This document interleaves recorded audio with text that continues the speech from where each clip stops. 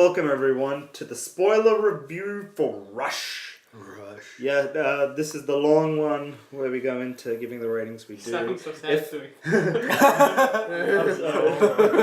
I'm sorry. Ratings. If you want to hear the quick spoiler-free review, that'll be on our channel. You can check that out underneath the playlist, Quick Reviews. But I am your co-host, Rakesh. Got the co-host, Melvin. Yes. Vroom vroom. Got the co-host, Tim. Hiya! Got the co-host, Anjo. Yo. Like I said, we're doing the 2013 film for Rush. Now, Two of us haven't watched it. Two of us haven't watched this movie. Melvin and I have watched this, and yet we are still going to spoil it for Tim and Anjo. Alright! So, I'll quickly get on with the plot first to begin with. Just going to go very basic on this. This is the biopic for... it's like focusing on a short period of time between the two Formula One drivers, James Hunt and Niki Lauda. And then Niki or Mickey? Niki Lauda. And It's okay, you it's, don't remember. and No, yeah, they never really pronounce it like Yeah. probably. and this is more like they're beginning to this. So it starts in 1970. They're both qualifying in Formula 3, not Formula 1, and it's about the eventual lead up and their rivalry the entire time. Yeah. This film is about Chris Hemsworth, Thor. Oh, I'm blushing. Oh my god, it's so pretty. And playing Niki Lauda, Daniel Bruhil. And we also have in this film Olivia Wilde, Alexandra Maria Laura, and directing this is Ron Howard. Beast. Yeah, beast director. He's a well-known director.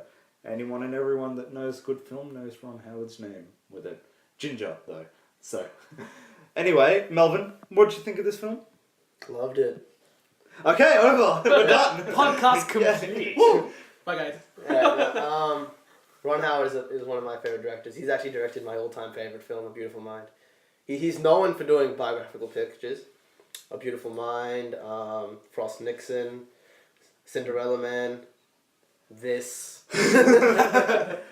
It's been a while since he's made like a serious film. He did the two, what do you call it? They're called Dan Brown books into movies. He did Angels and Demons and the Da Vinci Code. Da Vinci Code. Yeah, she got the most That was popular one.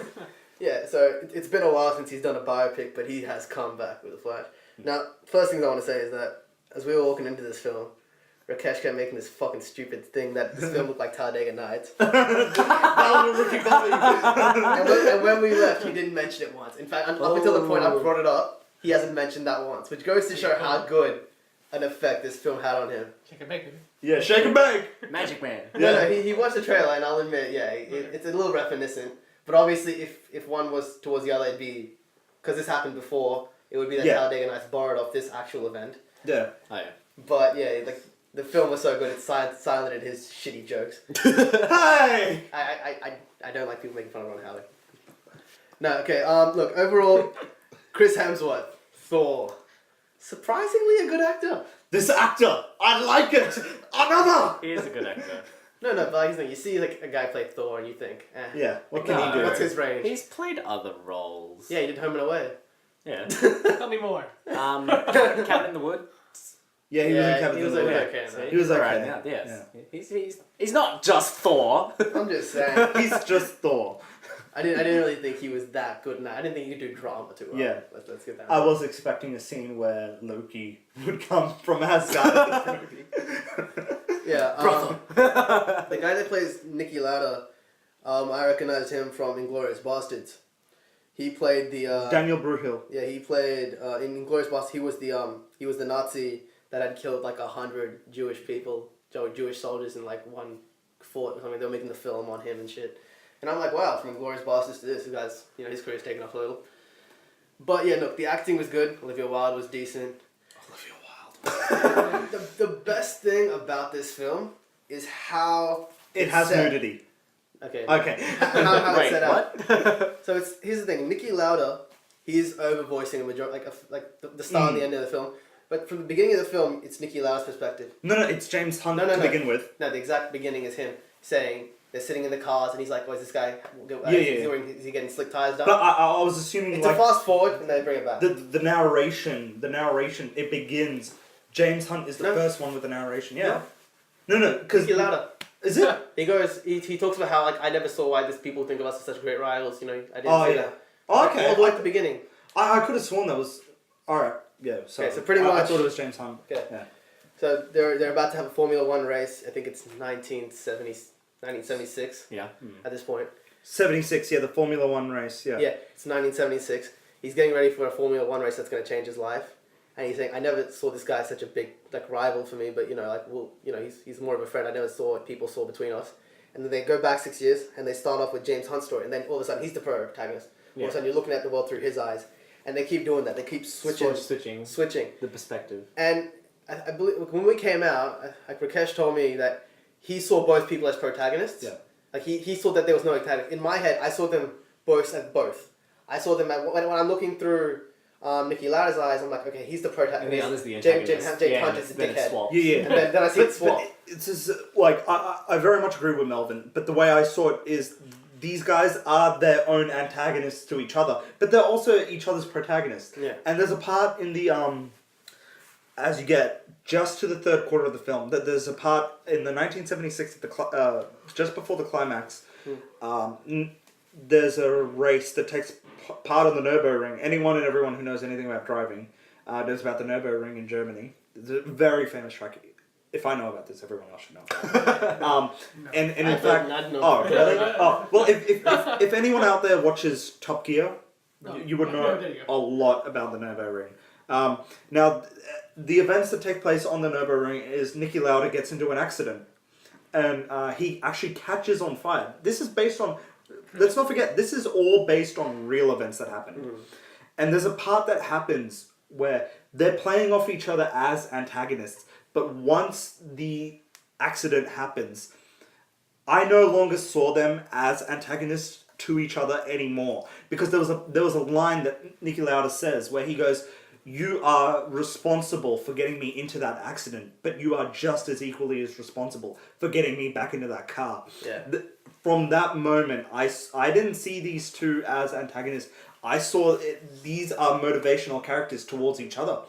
And for a film to quickly switch its perspective, to then focus on that, to where you have two characters, when this film is focusing just on these two characters, and usually there's always going to be someone that you hate. Yeah. This one masterfully did it well, where I really liked both of them. I like where they were both going with it. Yeah. There is no real true antagonist in this film. Yeah. Which is great. Great.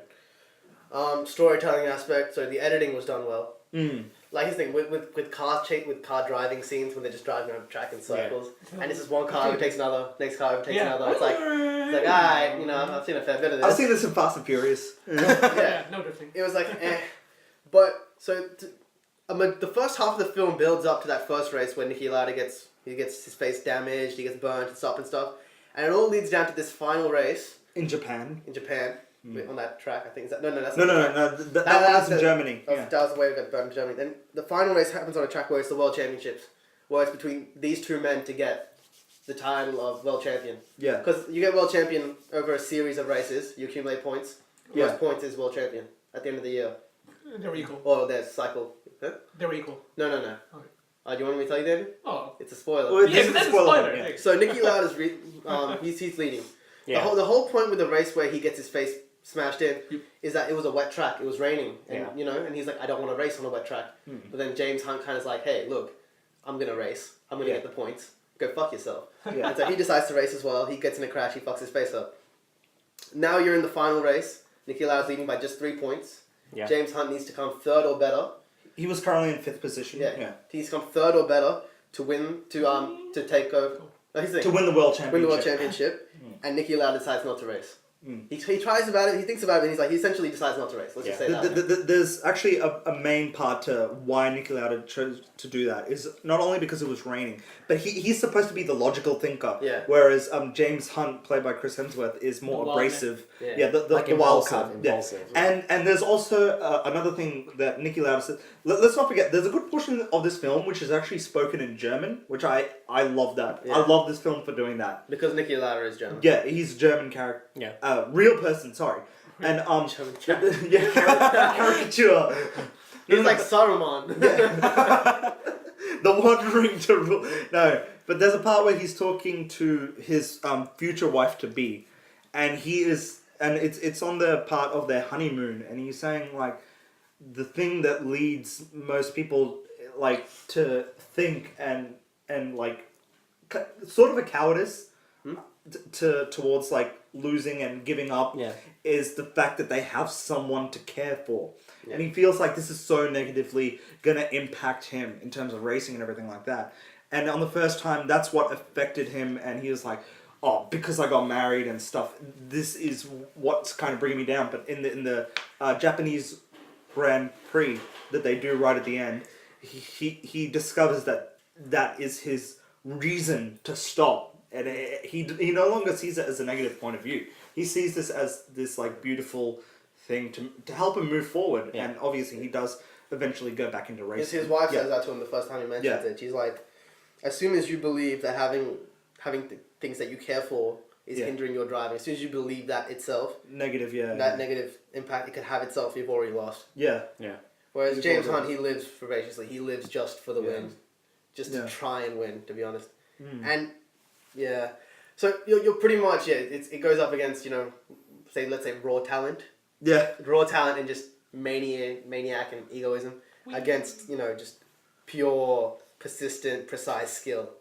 And he has this line throughout the film. He's like, in race car driving, there's a 20% chance of death in every race. Yeah, and I won't race if there's anything more than a 20% chance. If it's over, anything over like a 1% or anything. The film is surprisingly factual as well. It tells you a lot of facts about racing, about the life. And at the end of the film, they go on to show you what the other guys did. Like James Hunt, after winning the World Championship once, he leaves racing, becomes a broadcaster, dies at the age of 45. Yeah. Has a heart attack. Yeah. But like you see in the film that he begins to gain a substance abuse. But like throughout the entire film, I was surprised that just how much this guy drank. James Hunt, he remains an alcoholic throughout this entire film. Huge before every race. It's odd, but you can Timmy. Yeah.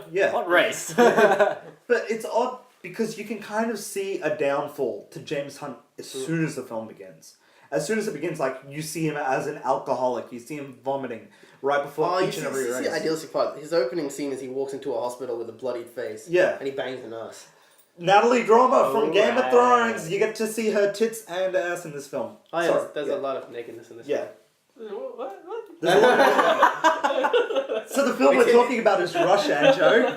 So it's historically accurate. Yeah. Nudity makes everything bad. I don't get why how a bloody face bangs a nurse. No, here's the thing. Like he walks in because he's like. They show He's how so badass. Racing car drivers are considered sexy and stuff. Yeah, because they're bad boys. So they're bad boys. They have long hair. They fight with death on a regular basis. And they show how Niki Lauda is this different kind of rat-faced guy. They constantly refer to him as rat-faced. Rat-faced guy that's kind of ugly and he's just kind of like, he's all like different, And whereas all the other guys are kind of like brash, just fucking, Let's do this. Yeah. But there's a thing to Niki Lauda is that there's a different upbringing between him and James Hunt. Like they both started off with like bad family backgrounds, but they both have rich but bad families. Yeah, but rich but bad.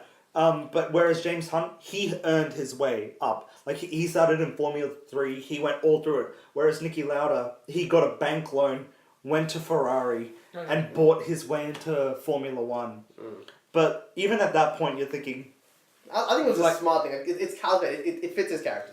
Yeah. But here's the thing. At that point, you're thinking, this Niki Lauda guy, who the fuck does he think he is? Yeah. And then you're like, you end up growing to like him. Yeah.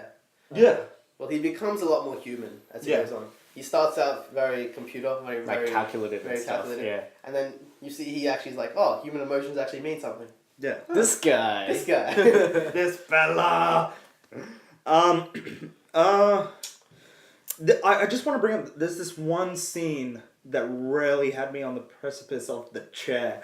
Is where they have this cool slow-mo shot of where the pistons are going up and down. This is just before they start the race. And you just see the pistons and the flames going up. And I have never in my life been so intrigued by a Formula One race until I saw this film. The build-up of the entire film to the final Yes. race. The final race, like it's a 2-hour film. The final race is probably about 30 to 20 minutes. Mm-hmm. Oh wow, that's Yeah, it's a long That's final pretty race. decent, Anything, yeah. it's a race. So you Yeah, kind of yeah. get, you think you get bored just watching cars go around in a circle, But no. right? So intriguing. This It this just flew by. This film also did something like I've talked about this recently on podcasts. How I as soon as a film starts, I start numbering it. Yeah. As soon as it begins, and I begin to analyze every single thing. And to begin with, I was kind of bored. I was like, okay, it keeps saying it's going to go through all these training montages, but as soon as it does, it cuts it immediately. And I was really bored, and like just it seemed kind of bland. But as the film went on, as it progressed, everything leading up to that Japanese race right at the end, and it's raining again, I was so hooked by the end of it. And once that race started, Melvin actually saw it. I was pretty much just like leaned in, facing the cinema screen. We were so intrigued by the end of it. And I give a lot of kudos to Ron Howard for just to begin with, for me personally, I wasn't really that interested. That it does have a little bit of problem, but honestly, by the end of it, you are going to be holding onto your breath. so like Trust me when I so say like this. for you, it slowly grabbed you in as Yes, the movie yes, went and it's ultimately a better film because it does not feel rushed. Good one. Good. It didn't feel rushed into anything. It felt like it took its time. It developed a good character of externally a film, and just to do that, wow, what an amazing job. And you get to see your boobies. And I get to see Natalie Dormer's tits and ass. I get to see Niki Lauda's wife's tits. Which is She's hot. I don't know her name. Sorry. Anything Like- else sad, guys? What's Olivia Wilde do? The whole thing. Olivia Wilde, she marries James Hunt Okay. for a little bit of the thing, and she No scenes there. no. Aww, Yeah. Joe. No, you just get to see her kiss him at the wedding. That's it. That's all they do. That's the only scene. Yeah. That's the only scene they have. And he's like, not watching this. Damn you, Ron Howard! I get this a 0 out of 10. But anything else you want to bring up, Melvin, or should we go on a ratings time? How's the acting overall? You mentioned that Chris Hemsworth did a pretty good job. What about the rest of the Oh cast? yeah. Well, the main two did well. Yeah. Everyone else was supporting cast, and they did It what they didn't could. matter. They didn't really matter. So. Here's the thing about this. With Niki Lauda, the guy who plays Niki Lauda, I would like to see him become nominated for something on this. I wouldn't. Same with Chris Oh. Hemsworth. Oh, he wouldn't? You wouldn't? Acting wise, I wouldn't. I don't think I would nominate it. They were good performances, but there was nothing amazing. Like there's nothing like I didn't leave going, that's fucking amazing acting. Like Well, okay, well, here's the thing with Chris Hemsworth. He's rarely similar to the character of Thor before he comes to Earth. He's very similar to that. Oh, yeah, okay. I get what And you're he going. stays like that throughout the entire Okay, film. okay. He stays like that. arrogant. Arrogant, yeah, self-obsessed, Yeah. however you want to go with that. The Niki Lauda one, it's a maybe. Like his thing for the Golden Globes, yes, but for the Oscars, no. No, not for an Oscar, no. Because the Golden Globes, there's 2 different categories and there's 10 overall nominees. With the, Yeah. with the Oscars, there's 5. So Golden Globe, yes. Oscar, no. I'll give you that much. Mm-hmm. And if you're wrong, come on, bets, guys. No, I'm kidding. He agreed to that though. I agree. Okay, let's go on a ratings time Ready? for this. So you guys know out there how we do it. Let's let Rakesh, you get to rate first this Yeah. time. Okay, yeah. Since you always go last. Yeah. 0 being the worst, 10 being the Uh-huh. best. I'm going to give this movie 9.3 out of 10. Support. Just, Using my point system, eh? yeah, I am. Just amazed at how much this film drew me in by the end of it. Because you didn't expect it. Yeah, I didn't expect Yeah, it. it's one of those I films was- where you're like, yeah, whatever, and then you end Like, up coming oh. out like, Like, yeah. I'd heard a lot of good stuff about Surprise this. gasm. Yeah. But, like, I never knew how good it was going to be. But saying that, I don't think I'd be able to watch the entire film again. So From it's start to one finish. touching. Yeah. Yeah, like, I'd be able to watch it from the point before their race in 76 begins, before he burns his face. At that point, that's when I was intrigued. So, catching it on Blu-ray from that point, yeah. But just how much of a masterpiece this kind of becomes. And honestly, so far, this is like the first film that's in my top 5 for this year. Honestly, it's the only one that I one of the few that I have in there so far. So yeah, 9.3, great film. Check this out, people. I really want you guys to check it out. This is like one of the few movies that you wouldn't watch again, though. Yes. You wouldn't watch. I would. Okay. But like, if in cinemas, if you or Tim said, hey, you know, I want to go see Rush, I don't want to go by myself, Okay. I would say yeah. But like, if you had it on DVD, I'd say just Skip like, to like. or just watch it. Give me a call. I'll come over once it's at the halfway mark. Yeah. But honestly, I know that sounds bad, but I No, mean in the that's most sincerest not way really that possible bad. to it. Just that's when it really kind of grabbed my attention. Melvin. Yeah, so I have this thing with with biographical films. Like recently, I know the ending to most biographical films. Like there's Wolf of Wall Street coming out, Leonardo DiCaprio. I know how it ends, so like it's already been kind of ruined for me. But two of my favorite all-time films have been biographical films. But the greatest thing about a biographical film is when you don't know the ending, because then you look back and like this actually fucking happened, Yeah. and you're like, oh shit! Like then you get like that tingling fucking greatness feeling. And I didn't know how this happened. Like he knew about Niki. No, Niki. You knew about James Hunt's death. I knew about James Hunt because of Top Gear. Yeah, he knew that. He knew the guy was dead. You didn't know who won that race though. No, so I didn't. there's still All that I knew is that one of those two had died Yeah. from Top Gear. Mine I didn't know who, and I didn't know When. what direction Yeah. this film was going. Yeah. So but that pondered in your head that could be Yeah. involved, right? Mm. I had no prior knowledge of these characters. I didn't know how their lives went. I was constantly wondering Yeah. where this was going. It pulled me in so well, and it didn't disappoint. For that reason, I'm giving it a 9.1. Oh, But if I knew the ending, I wonder if I would have looked at this differently. you would have. I reckon you would have. I would have probably, yeah. Here's the thing: you and I, we're not really Formula One racing Yeah. fans. Fanatics. So it's- yeah, like I've never watched a race in my entire life of that, and I Furious. Only Fast and Furious. only But Fast that's and the Furious. thing, for something that you guys hardly know anything about, for it to Yeah. grab you that well and for you guys to score it that high. And That's excellent. it's doing filmmaking. something really well. Yeah. And that piston scene with the and Natalie Drama, Piston. Natalie Drama in the shower when you see her tits and ass. I Holy really don't shit. think you gave this a 9.3 for the right reasons. You don't know me. That's why he rated 0.2 higher than you. Yeah, 2 points.